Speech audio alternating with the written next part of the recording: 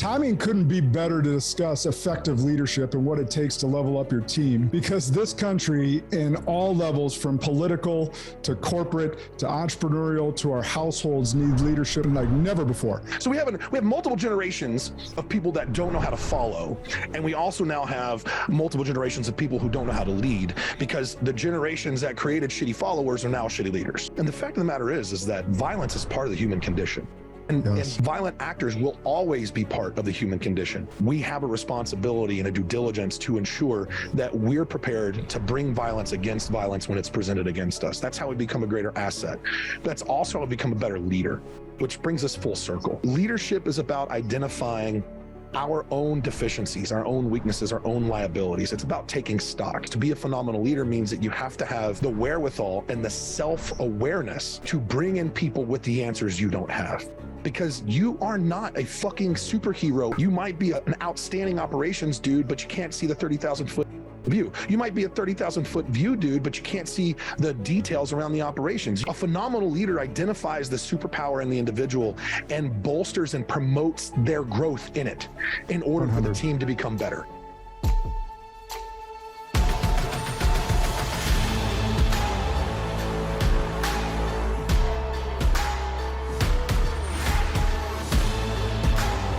This is Sparta! Welcome back to Spartan Leadership. I'm your host, Josh Kosnick. And man, I am so excited today. I got an American hero with me in Adam Smith. So let me start by saying today's guest was hard to nail down. We've been circling around this podcast, get you on here, brother, for a couple months, but I know you're busy. First quarter's been hellish for you, and I'm just excited that we could pull this together today. He is the true definition of being all in. His devotion to lasting impact has him running a million miles a minute, and I'm honored to share his valuable time with the Spartan audience today. So founder of Savage Freedoms Defense, Green Beret, and 17-year veteran. As I said before, let's welcome Adam Smith to the show. How you doing today, brother? Dude, I appreciate it. I'm doing well, but I got to caveat something. All right. Not an American hero in any way, shape, or form. Not even kind of. The guys that we call heroes are the guys that didn't make it home. And I got to make it home. So I'm not going to ever own that title. I appreciate it. I'm humbled and honored that you would say that. And also, like, that is not a title that I will ever accept, not once, even a little bit. I appreciate that. So as you're already telling, like, he's a true teams guy already, and a brother in arms. So the reason I can say that about you and any veteran that served, to me, you're all my heroes, because I didn't take up the arms that you take up. But I really appreciate you, trying to brush that off. But in my eyes, all my veteran brothers and sisters are heroes to me. So our timing couldn't be better to discuss effective leadership and what it takes to level up your team. You are not kidding. Because this country in all levels, from political to corporate to entrepreneurial to our households, need leadership like never before. So I just did a post like yesterday about employees and hiring for business owners and what employees truly want and need. Man, it's been interesting to watch people go through the rigmarole and complain about this current generation go up, not being able to find good employees and not realize that they are the problem. Well, it's a twofold problem, though. Let's be real, Josh. It's a twofold problem. There's a twofold problem that I think modern leaders are facing. And the first problem is that we have multiple generations of just pure entitled weakness, without a question. There are multiple generations of silk slipper wearing, fucking just absolute weak people that are incapable because they believe that something should just be provided to them. They believe that the Hope Unicorn Fairy is going to magic some sort of award-winning multi-zero 7-figure, opportunity into their lap, and they're going to magically just take it and run with it. But that's not how shit works. So we have multiple generations of people that don't know how to follow. And we also now have multiple generations of people who don't know how to lead, because the generations that created shitty followers are now shitty leaders. And so there's a twofold problem. It's a two-front issue. And I think addressing one also has to address the other. If you don't address both, then there's not going to be a solution. And you're not kidding with, I mean, look at modern society. Look at the attempted continued elimination of masculinity and men from the American family. Look at the detriment of the complete downturn of the American family, the rise in violent crime, what we just witnessed, the national conversation right now. I don't know if you get politics. There's a national conversation right now about gun control and gun violence, not about mental health crisis. I had that on my mind today, and I wanted to talk to you about that because obviously you have a deep history with not only the military, but operating weapons and also in leadership as well. And just as you said, immediately, I mean, and you saw this immediately from people getting murdered, our kids being murdered, teachers being murdered. We have Democrat politicians calling to take arms. It's like you guys are literally hoping and pray. Okay, let's say they're not activating shooters. Let's assume that they're not.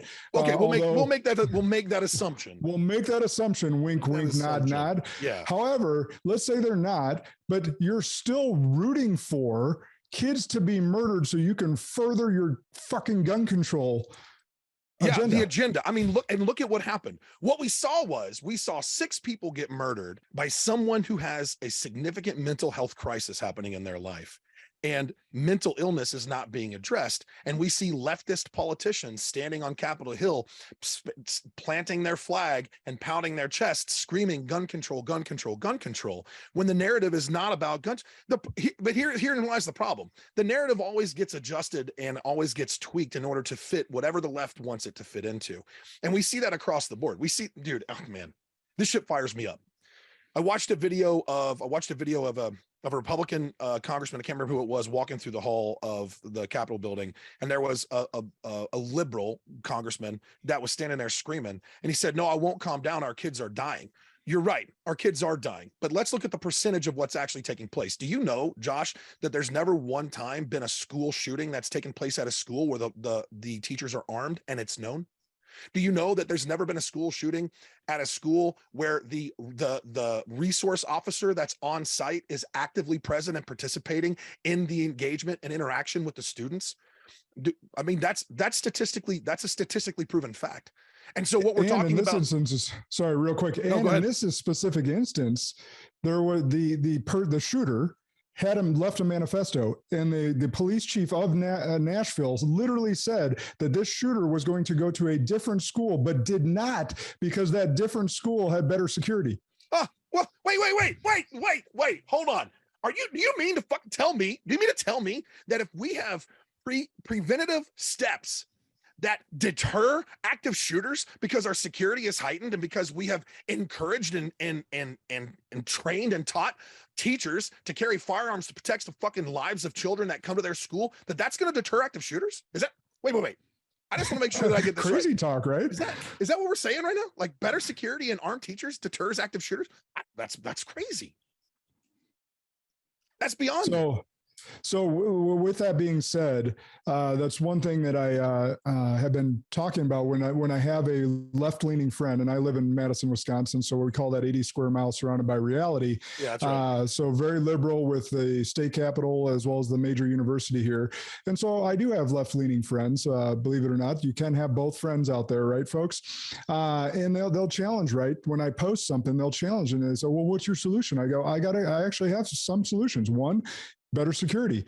Yep. 2, we have a lot of veterans, and I want you to speak to this real quick, because maybe it's a great idea, maybe it's not. You'll have a better perspective than I, but I know a lot of veterans that are searching for a purpose out there. 100%. A lot of veterans that are highly skilled and highly trained on handling weapons and have a healthy fear of guns and know what the value of a human life is. And we're protecting our scumbag politicians with guns. We're protecting our scumbag Hollywood actors with guns. And we're not protecting our nation's greatest asset in our children with proper security and guns. So what if wait, Josh, we're actually going the opposite direction. We're not only not protecting our nation's greatest asset with firearms the same way we protect people who believe themselves to be assets. We're actually permitting, and the left is continuing to try and attempt to sexually groom our greatest asset so that become more sexualized at a younger age. We're seeing the permission of parents trying to do a transition for transgenderism at a young age in children. Like, we're seeing active child abuse and sexual exploitation of children on a scale that we have never seen before in the United States, and no one is talking about it. And that is, you're not wrong. The veteran population in the United States is huge. We're talking about millions of veterans. And the number one problem why we have a huge veteran suicide rate is not just because of post-traumatic stress and traumatic brain injury. It's because when you step out of the military, you lose your identity, you lose your mission, and you lose your purpose. Mm-hmm. And I can tell you, to fit my own personal experience, when I left the military, I was a Green Beret. That was my identity. My purpose was to be better at my job. My mission was whatever higher command authority gave me. And when I stepped out, I stepped into a world where I didn't fit in. I didn't speak the language. I don't blend in well with the civilian populace and the civilian community because I have a very different mentality and mindset. And add to that, no identity, no purpose, and no mission. And if we have the ability to take these veterans that are looking to not only re-identify themselves, but to be of service, because that's what they know, and we have the ability to put them through a regulated training process to teach them active shooter response the Nashville PD guys that responded to that, they put on a clinic of what active shooter response looks like, a fucking clinic. It was spectacular. They were tactically sound, they were proficient, and they were rapid, and they ran to the sound of gunfire. And if all the officers from Uvalde watch that video, I hope they hang their fucking heads in shame. I hope they hang their heads in shame. If they still have a badge, which they shouldn't. And you know what? I've had people say, Adam, how can you say that? How can you say that as a Monday morning quarterback? And I said, because I've been there. I can say that because I've been there. Those dudes in you, that's a different conversation completely. But I digress. If we're talking about veterans, we're talking about veterans and the opportunity for them to not only re-identify themselves, redefine who they are and how they operate and function, give them a new purpose, and direct them on a mission that creates impact and does protect our greatest asset, then I think that would be a huge benefit. And I happen to be in conversation with a very good buddy of mine who's also a veteran, who's actively building a program to do just this. It's actually a phenomenal organization, and he's in the process of doing it. I've been trying to help him as much as I can. I've been on the road a lot, and we've been having a lot of conversations over the phone and talking about it a lot. And the target is to try and affect this, or at least initiate it in its testing phases down in Florida. So, excuse me. So there are organizations that are trying to do this. There are organizations that are actively trying to make this happen.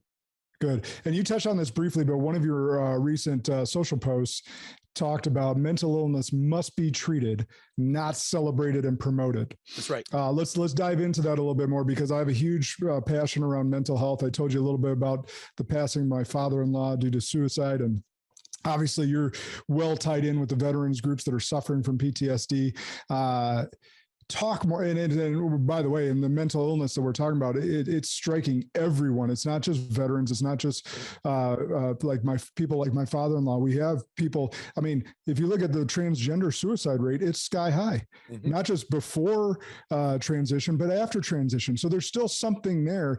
And we're not sitting here saying that all transgender people are mentally ill, but there's obviously a large portion that is, if suicide rates are that high. And you can't just blame society. We have to actually go to the root of the cause of mental health and mental illness and get some actual treatment for folks and make these programs easier for all to be involved so that they can get the actual help they need and hopefully prevent school shootings, hopefully prevent suicide, hopefully prevent spousal abuse, all the different things.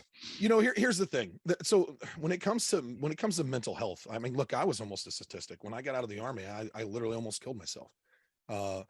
And I've told that story multiple times. I've told that story on my podcast. I've told that story on other podcasts that I've been on. That it's out there. If you want to hear it, you're welcome to. It's out there. You're welcome to hear my story. I was almost a statistic in 2016. And the fact is that mental health impacts every individual. Mental illness is different than a conversation around mental health. Mental health is the ability for us to have a healthy mind, which means that we don't constantly feed ourselves negative stories. We're not constantly pushing these negative concepts and negative ideations into our mind and then owning them and taking them on and then self-identifying as those. The problem with the detriment of mental health, or the downfall of mental health, is that it leads to mental illness. That's where it takes us.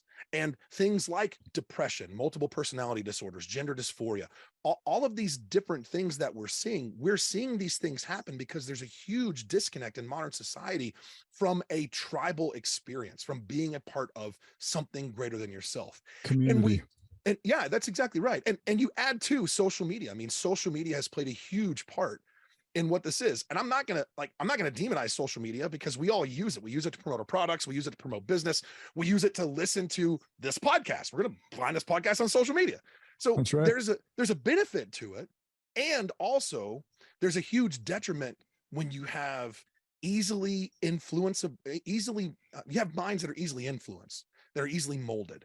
And at a very young age, we're introducing our children to technology. We're introducing our children to TVs and sexualized content at a very early age, which is shifting how our children's brains are developing. And it's leading to a higher cause of mental illness.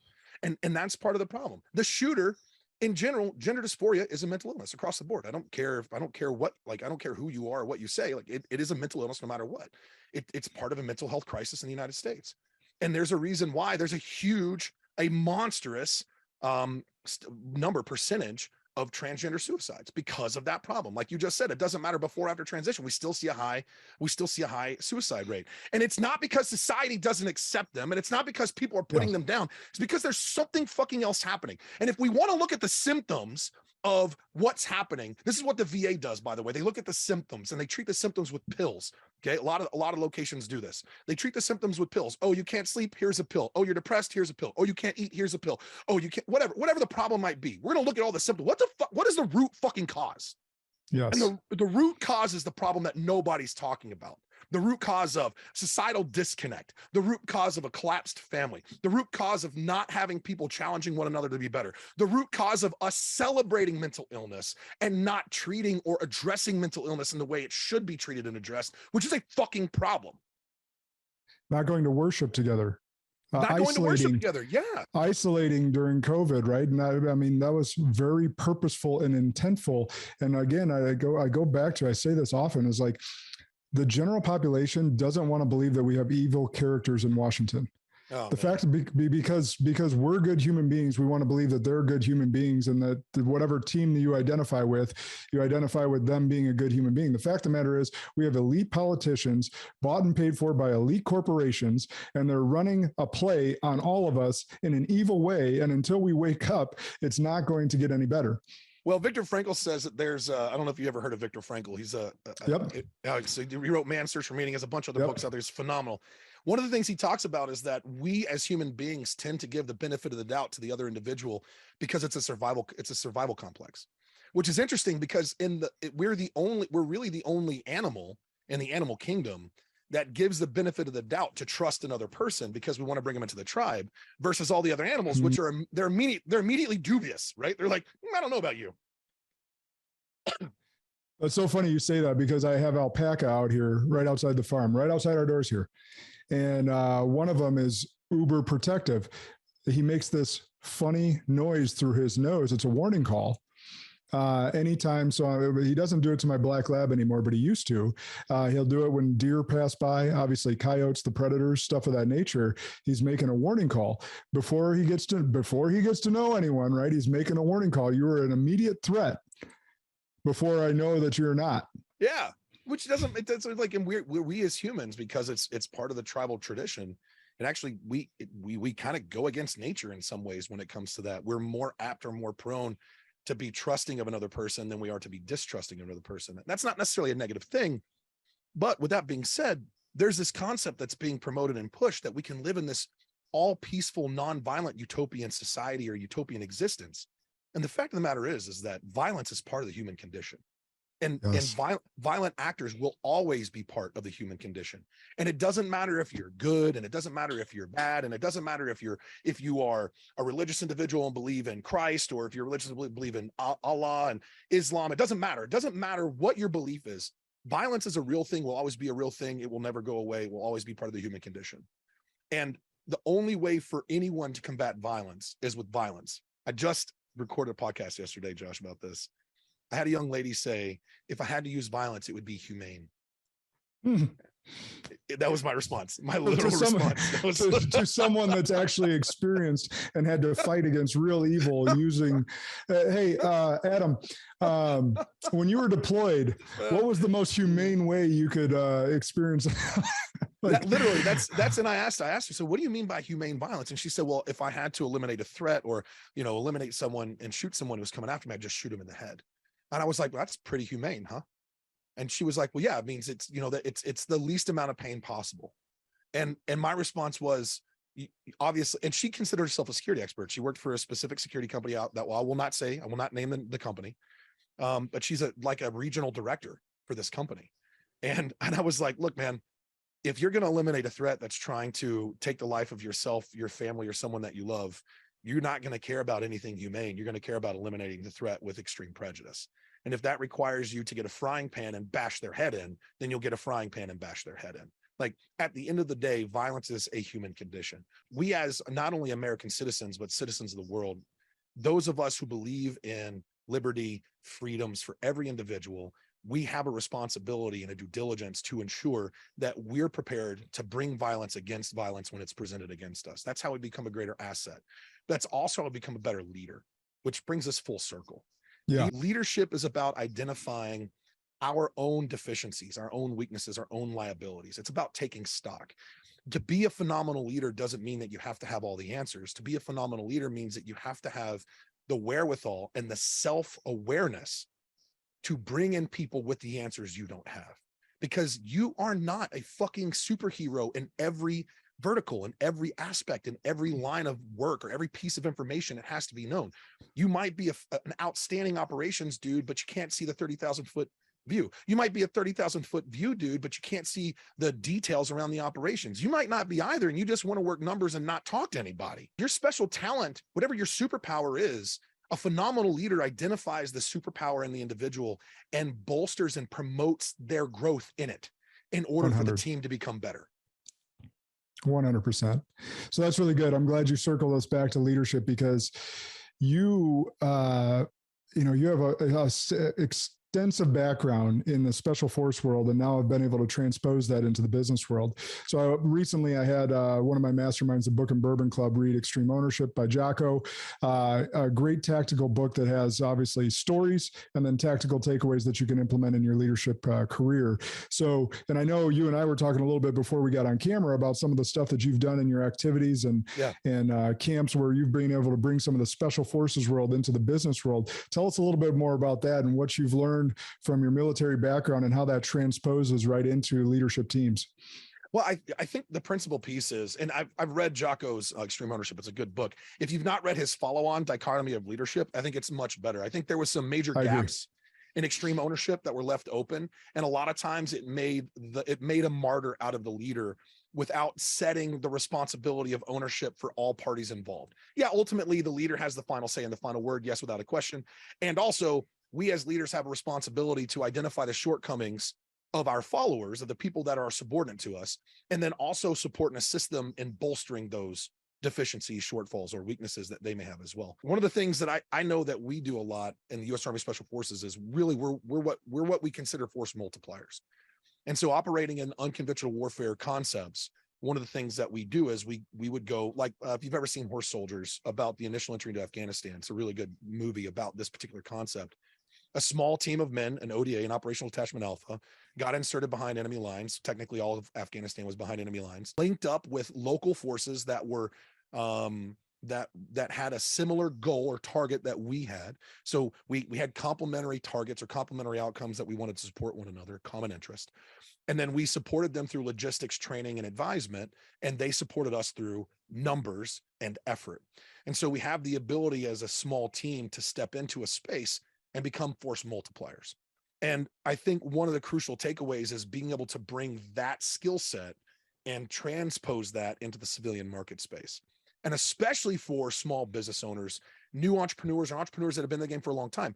One of the biggest problems that we run into is that these guys hit a plateau and they can't go any higher because they're reluctant to let go of action items, not responsibility. So the problem is they're so afraid that somebody else is going to fuck it up that they're going to ruin the company. But what they don't recognize is that they're actively ruining their company by not giving permission to someone else to fuck it up. And that's where the transition has to happen. So one of the things that we become really good at, and what I've done since I've gotten out, is taken Special Forces Assessment and Selection, SFAS, we also just call it selection, and taking team events and bringing those team events into the civilian market and showing business owners, entrepreneurs, how they can build a team, scale the team, and replicate the model, and do it in a way that you just can't forget. Like, you can't forget having a big pile of shit on the ground and somebody going, hey, build something with all this from this point and move it to that point. Like, you're gonna have to build something to take all this stuff here and move it from here to another point down the road. And so it's all about the opportunity to provide enough information to succeed and enough space to fail, because it comes down to the individual's ability to think beyond the initial interaction. Yeah. Right. And the beautiful thing that we talk about is we hit on everything. Like, guys, hey, there's a dude that's over here that's got the answer, but he won't speak up because he's nervous. And he won't speak up because his experience in the company is that every time he said something, he's gotten bashed down, or he's not been in a position to wield influence. You got the C-suite guys that are over here in the corner that aren't doing fuck all, that are just watching people work, but they have no input anyway. So they don't want to get their hands dirty. Cool. Fire them. Like that's the greatest gift that I have in all of this, is being like, these are the people you should fire. These are the people you should promote. These are the people that are going to be phenomenal at this, and this. Everybody else, get rid of them. Like, we're going to save you $300,000 a month right now in expenses on payroll if you fire 50% of your C-suite and replace them with people that are actually going to work and lead. Yeah. Not just sit here for a paycheck, or not just sit around and be good idea fairies. Everybody can be a good idea fairy. That's the CEO's job. The CEO's job is to be a good idea fairy. The COO's job is to go, that's a great idea. I think it's phenomenal. Let's focus on the thing we're working on right now.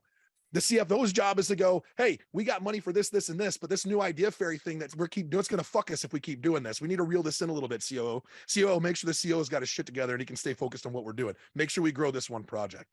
And everybody else's job and role is to find work to support the vision. But nobody is going to support the vision if they don't have buy-in. And I think that's the piece that gets missed. Not only do we hit a plateau in the ability for a company to grow because the leader is reluctant to give tasks to subordinates, and also it's because the leader hasn't figured out how to incentivize his team to buy into the vision.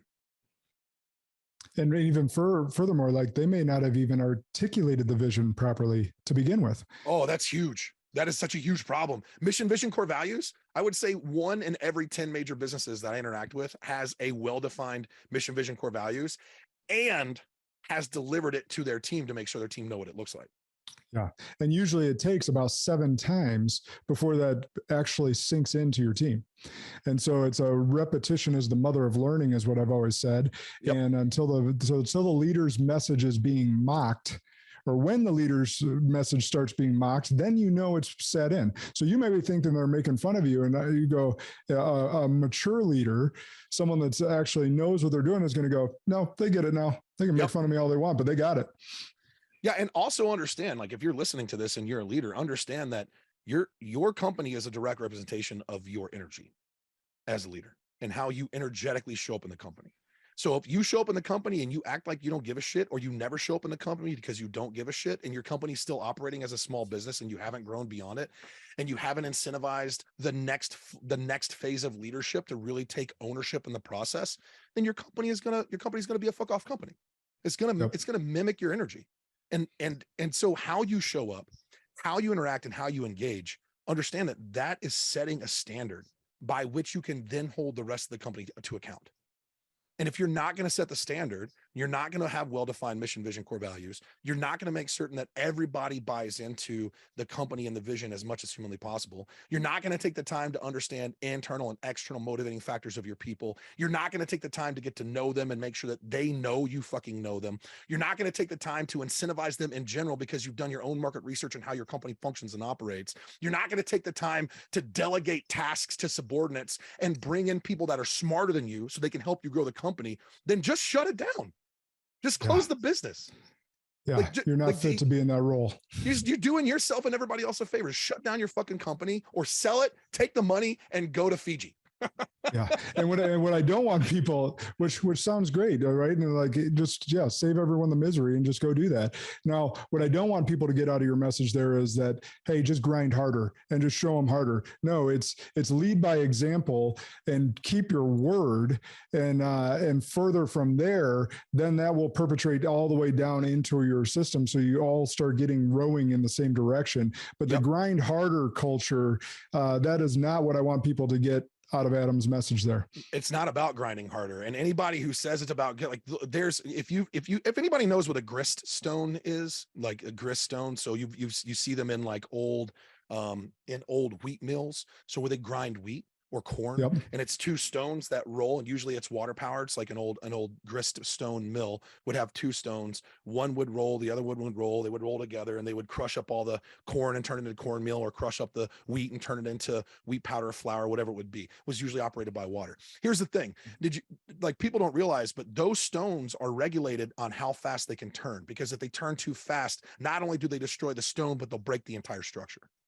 So understand that there's a concept here where people say grind harder. Well, if you grind harder, eventually the friction will make you stop, or it will bust the stone. So grinding harder is bullshit. It's about grinding with effort directed at targets and knowing your limitations and hiring those people to fill the spots of your limitations. That's what it's about. The grind harder culture is horseshit. That's how you kill yourself. Yep. And you breed a culture where no one wants your role. So if you're trying to succeed yourself, no one wants that role. If you're working 20 out of 24 hours a day, you don't see your family, you have a horrible relationship with your wife, your kids. No one wants that. No, so you're not fat, going to be able out to of replace shape, yourself. You're miserable, you're angry. Yeah, exactly. So, all right, let's stay on this leadership piece. I know you have a passion around this. You spoke briefly about the masculinity piece, and I'm not going to say toxic masculinity. I'm going to say toxic leadership. So how do you define, and I think we just started to here, how do you define leadership versus toxic leadership? And I think that the toxic masculinity versus masculinity fits into this bucket. I think it does too. I think that sound leadership is an individual who is self-aware enough to know their limitations, self-aware enough to be able to bring in people to fill those gaps, and is constantly doing self-assessments on assets and liabilities of self, on the company, and making certain that they are engaging in force multiplication. I think a sound leader does that. I think a toxic leader is a tyrant, an individual who's a micromanager, who is a do what I say, not what I do, an individual who this is the number one thing that I hate the most. If you are constantly changing direction, and you expect your team to constantly change direction, and it's not well communicated to your team on what the key performance indicators look like and expectations of performance look like, then when they don't meet a standard that you've never communicated, because it's inside your fucking skull that's never been put out to anybody as an actual instruction, and then you chastise your team for not performing, that you want to talk about a level of toxic leadership that when I hear or experience, I just want to throat punch a motherfucker, because that's what this comes down to.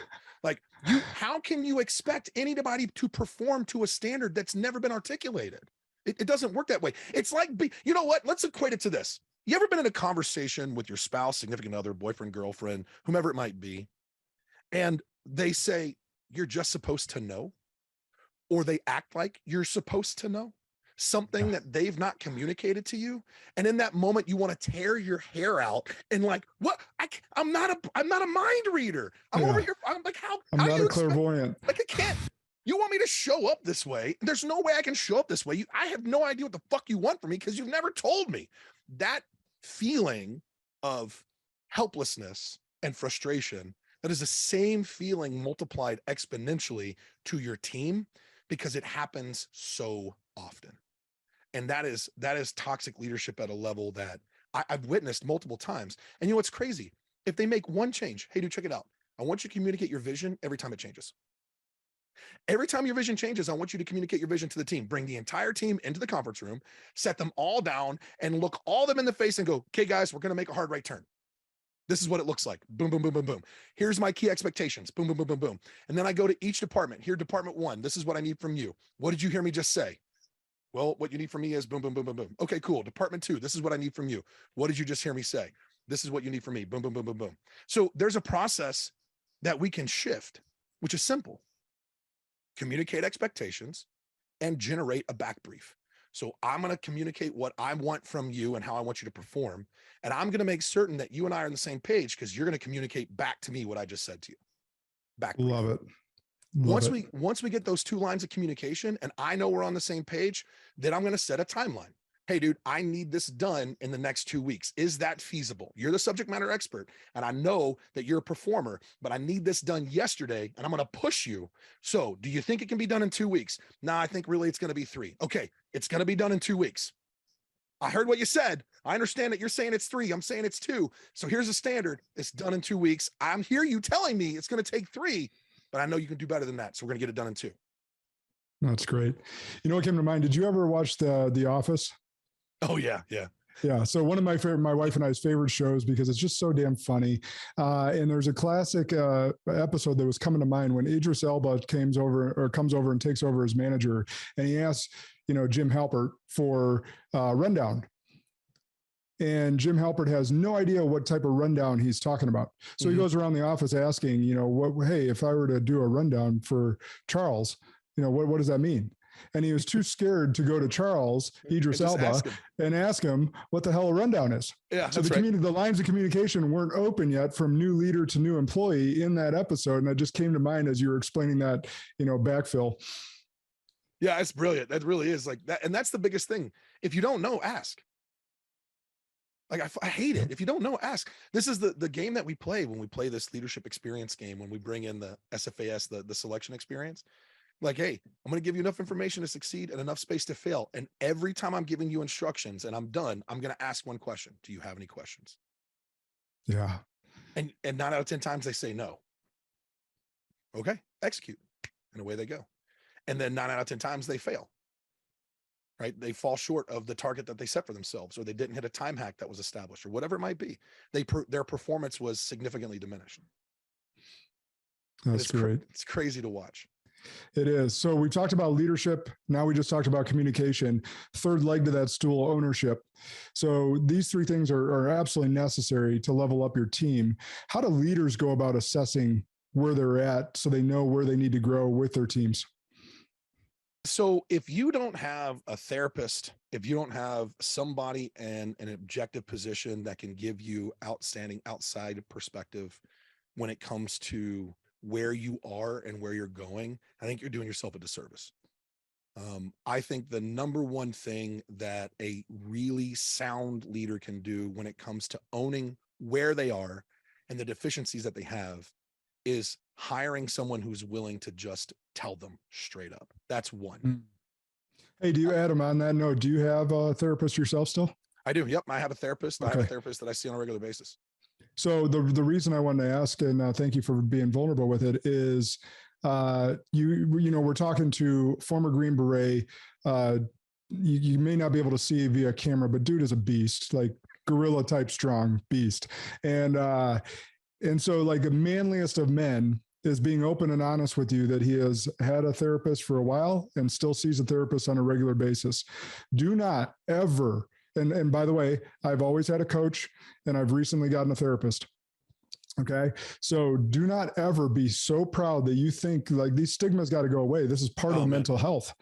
Do not ever be too proud to reach out and get help from people that can tell you, like Adam just said, straight up, this is where you're going wrong. That thought's bullshit. This from you is bullshit leadership. Like they need to be able to you need to be open and honest. They need to be open and honest, and do not be too proud to reach out for help.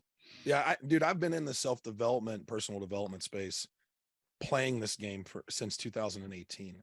In 2018, I was like, man. So I owned a CrossFit gym. I was working as a director of training for a buddy of mine's tactical training company out of Louisville, Kentucky. He's a phenomenal man. I love him. He's just such a good dude. His name's Todd Tripp. He's a former Navy SEAL named Todd Tripp. He's a phenomenal guy. And I realized one day, like, dude, I don't want to have to budget for orange juice anymore. There's got to be something more. Like I'm missing something, and it's me. There's something off with me, and I don't know what it is. And I can't put my finger on it. And I'm trying to figure out what it is, and I'm trying to understand what it is. So I dove deep into the personal development space, and I've had personal development coaches. I've had business mentors. I've had personal mentors. I've had guys that I've called because I trust them to give me direct and like unfiltered feedback. And I'll just put this out there.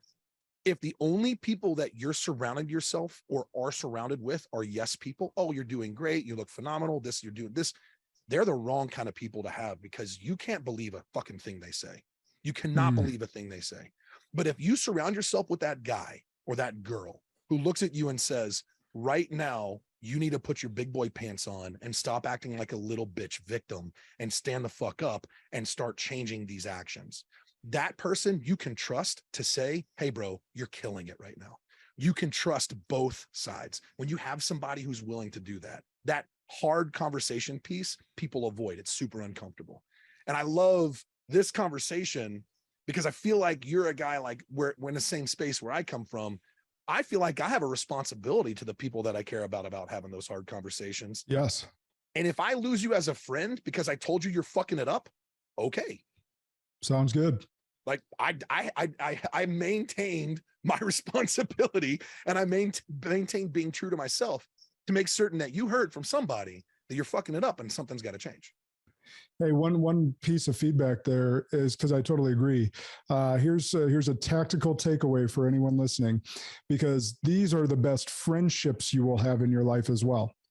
This isn't just a therapist or a coach conversation to you. These are the best friendships that you're going to have in your life. And so how I lean into this is, if I need to give someone a tough piece of feedback, I'll say, hey, we need to have a vulnerable conversation. Is this, so if like we're in a present moment, like, is this a good time, or should we schedule some time where we can have that vulnerable conversation? So now they know, and especially if I've done it more than once with them, now they know I'm going to deliver them a tough piece of feedback, and they get to assess right then and there, are they ready to hear it right now, or should we schedule a time? Yeah, I actually do something similar, but I usually say, are you like, I'll assess the situation right now if it's a time to do it or not. And I'm like, hey, dude, I need to give you some feedback. So, or I would like to give you some feedback, or I want to give you some feedback. Let me know when it's a good time for you to do it. If it's not the time now, if it's the time now, I just ask straight up, hey, dude, are you open to feedback right now? Because this is going to come out one way or the other. Like, so you're like, this is coming out no matter what, bro. Yep. Yeah. And so now everyone listening, you have two different questions you can ask, whatever's your style. But just know, and especially as you get further in these friendships, after you've done it once, they know it's coming. Yep. And they're going to appreciate what's coming because it's a blind spot of theirs. Yeah, that's exactly right. I think that's a really important piece. I think that when you talk about sound leaders and you put the concept of sound leaders, see who they surround themselves with. And what do those interactions look like? One of my he's a great friend. He is a phenomenal mentor. He is he's ridiculously successful in business. And I literally I will ask him if I can come down and just sit in his office and listen to him run his business deals. And I don't need to engage. I don't want to talk. I just want to listen to him and how he engages in his business deals. I've learned more just by listening to his interactions about business than I have from direct feedback about business. It's crazy. But you see who he surrounds himself with, and you see the quality of character of the people that are surrounding him. And you can see that there are these people that fulfill that role. And the greatest gift that he and I both have is that we have gotten to a place, and this happened early on in our relationship as friends, which was, I don't care how successful he is. If I see a thing, I'm going to address a thing. And he actually expects that of me. Like, he expects that to come from me because that's who I am. And the same is true the other direction. He knows my background. He knows what I've done. He's worked with me in events. We've been together in business. He also knows that if I go silent, or if I go like quiet on comms, he'll reach out. Hey, dude, I'm seeing this. And he'll just send me a message. This is what I'm seeing. And I'm a little good. I'm worried. Are you good? I need, like, let's talk. And it's beautiful because it's a check. It's a real-time check. And it's also coming from somebody that you can truly trust, because you know that they're just not going to feed you positive bullshit. Yep. I love it. All right. I got 2 questions left and only a few minutes. This time with together's flown by. We've given a lot to the employers or leaders or C-suite people. How about those that are following right now? What does ownership look like to them? Oh man, dude, here's the deal. Followers, subordinates, people that actually make shit happen, like all the badass people that are in the operations that actually make shit happen. Let me just put this out there and I'll keep it very, very straightforward. The plan is going to change. It's going to change over and over and over again. Your job as a facilitator of greatness is to make certain that when the plan changes, you don't bitch about it. So acknowledge that the plan has changed, shut the fuck up, and find work. That's your job. Like, don't bitch the plan has changed. Don't be upset the plan has changed. Don't be upset that the path we're getting to hit the target has changed. Like, fuck off with all that. Shut the fuck up and find work. Your job is to be the greatest asset that you can be. And your number one responsibility is to take ownership of your position and drive that bitch as fast and as hard and as straight as humanly possible. That is your responsibility. And if you have a question because you don't know, ask a question. Here's a big thing. And I will say, here's the 3 specific things about followers. If you're a subordinate, if you're an entrepreneur, if you're working for another company, when you're working for someone you find as a sound leader, you have 3 responsibilities for ownership. 1, if you don't know, it's your fault. It's not the leadership's fault. Yes, I'll have a conversation with the leadership and say, your team doesn't know, it's your fault. If you're the team and you haven't asked the question, it's your fault. You own it. Own the fact that you don't know the information and you haven't asked the question. So if you don't know, ask the question. That's the number one thing. First is ask a question.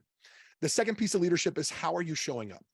You have to own how you show up energetically in the office. If you're having a shit day, if you're having life happen, we all understand that it does. And how you show up is only on you and nobody else. It doesn't matter how negative the leadership is. It doesn't matter how toxic the environment is. How you show up is on you. Just like how you feel is on you. Not my responsibility to own your feelings, your responsibility to own your feelings. So 1, if you don't know, ask. That's your ownership. 2, how you show up is on you. And 3, and this is the most important piece of all, if you're not hungry, get hungry. You have to own the fact that you lack ambition or you have ambition. If you are just cruising to cruise, and this is not a show up piece, this is actually how you show up is one thing energetically, but the second thing is, how have you set your own targets, right? If you're ambitious and you set big, audacious targets, that's your ownership.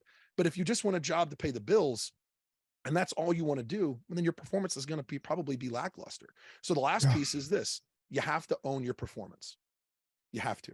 And if your performance is lackluster and you get fired because you're one of the pillars of showing up, you're not showing up, that's on you. You have to own that too. Yep. And if you execute on exactly how Adam just spoke there, you are going to make yourself indispensable to that company.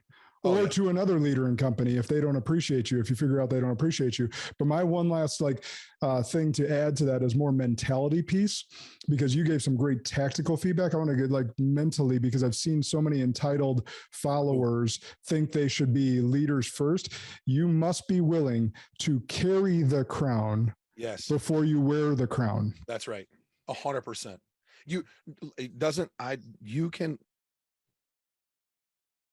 You have a responsibility to learn not just how to perform your task, but also how to be a leader from within. And leaders, the greatest leaders, have the ability to lead and follow, to speak and listen, right? They have the ability to do both, and they've mastered the ability to do both. And if you think in a follower position as a new hire, and you have this position of entitlement that you've been there for 6 months, and why haven't I got a raise, or why am I not in charge? Well, that's because you haven't paid your dues. And people say, well, that's a really old mentality. No, it's not. Paying your dues is not about suffering. Paying your dues is about learning. You have to learn the machine, and part of the machine is the people. And if you don't learn both sides, then you're never going to be an effective leader. That is 100% accurate. All right. Last question. I know where you got to go. What's an unpopular belief that you hold to be true that most others would disagree with? Oh, dude. You know what? I've already pushed my meeting back for a few minutes, so we're okay for a couple of minutes, but this is big. An unpopular belief that I hold to be true that most people would disagree with me on. Okay, there's two genders, male and female. It's biological, it's science. There's only two genders, male and female. The bipartisan system of the United States, though has functioned, doesn't work wonderfully by any means. I don't know if a lot of people would disagree with me on that. Maybe they would. The Constitution holds true, and the Constitution wasn't written by men back in 1776 during the process of the writing of the Constitution, ratification of the amendments as we've gone down the line, in order for us to diminish our rights and liberties and freedoms. In fact, it was done so that we could continue to bolster our rights and freedoms. So, for example, if we want to try and ratify the Constitution and destroy the Second Amendment, well, that's not something that I'm going to support.